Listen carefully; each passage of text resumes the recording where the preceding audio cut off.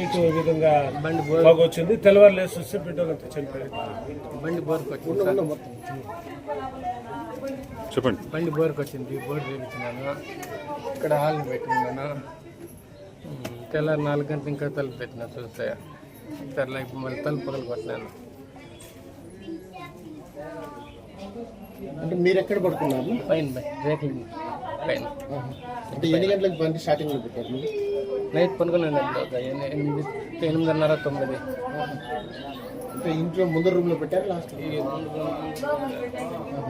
నువ్వు మీ భార్య పైన పడుకోవాలా? ఇంట్లోనే ఉంటారు కదా పిల్లలు. ఒక పాప మిస్ అయిపోయింది, ఒక పాప ఊరికి పోయిందంట. భార్య ఊరు కదా ఇంట్లోనే పడుకుంటారు.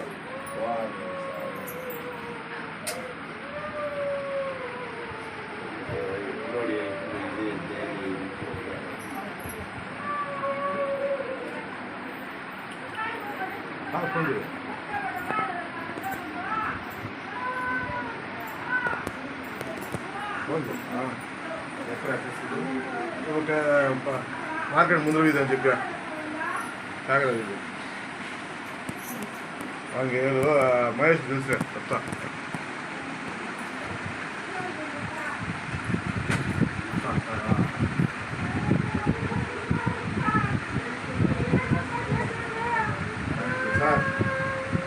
సార్ నమస్తే సార్.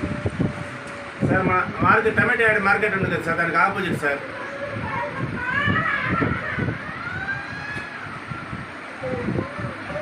కాదు మా టమాటా మార్కెట్ యాడ్ ఆపోజిట్ సార్.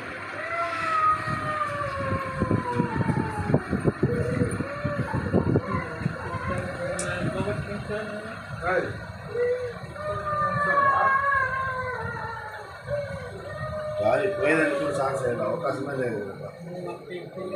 సొంత ఇల్లా ఏం పని చేస్తావు?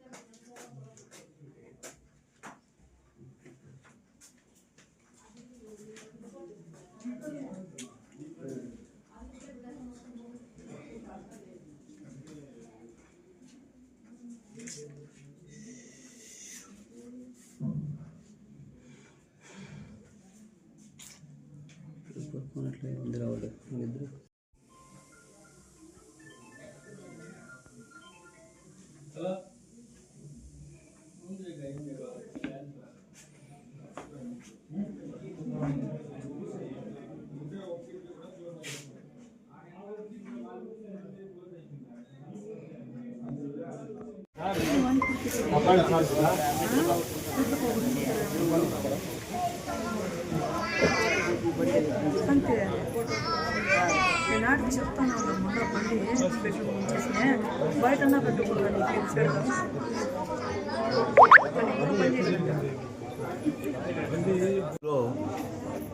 ఈ మురళి తండ్రి పేరు రామచంద్ర అనే వ్యక్తి 40 సంవత్సరాలు. ఇతను బార్బర్ షాప్ పెట్టుకుని జీవిస్తూ ఉంటాడు. నేను సాయంత్రం తన hero Honda motor cycle engine bore చేయించి మెకానిక్ ఏం చెప్పాడంటే ఈ ఇంజిన్ బోర్ చేయించాం కాబట్టి తెల్లవారులు ఆన్లో ఉండాలని చెప్పగా అతను అది బండిని తీసుకొని వచ్చి తన ఇంట్లో పెట్టి బండిని ఆన్ చేసి తన ఇంట్లో వాళ్ళ నాన్న రామచంద్ర మరియు 2 పిల్లలు కవల పిల్లలు మరియు తన కొడుకు ముగ్గురిని కింద పనిపెట్టి వీళ్ళిద్దరు భార్యాభర్తలు పైన పనుకుంటారు. వీళ్ళు ఈ రామచంద్ర వాళ్ళు లోపల గడేసుకుని పనుకుంటారు.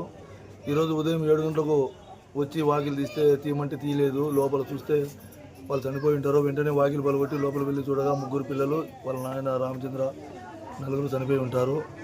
దీనికి ముఖ్య కారణము కంటిన్యూ రాత్రి నుంచి ఈరోజు ఉదయం వరకు కూడా మోటార్ సైకిల్ రన్నింగ్లో ఉండడం వల్ల ఆ గాలి పీల్చి దానికి ఆ ఇంటికి ఎటువంటి కిటికీ లేకపోవడం వల్ల ఇల్లంతా పొగ వ్యాపించి దానివల్ల మరణించినట్లు ప్రాథమికంగా తెలుస్తుంది. మృతదేహాలను పోస్ట్మార్టం నిమిత్తం హాస్పిటల్ పంపబడుతుంది. తదుపరి విషయాలు కేసు విచారణలో తెలుస్తాయి.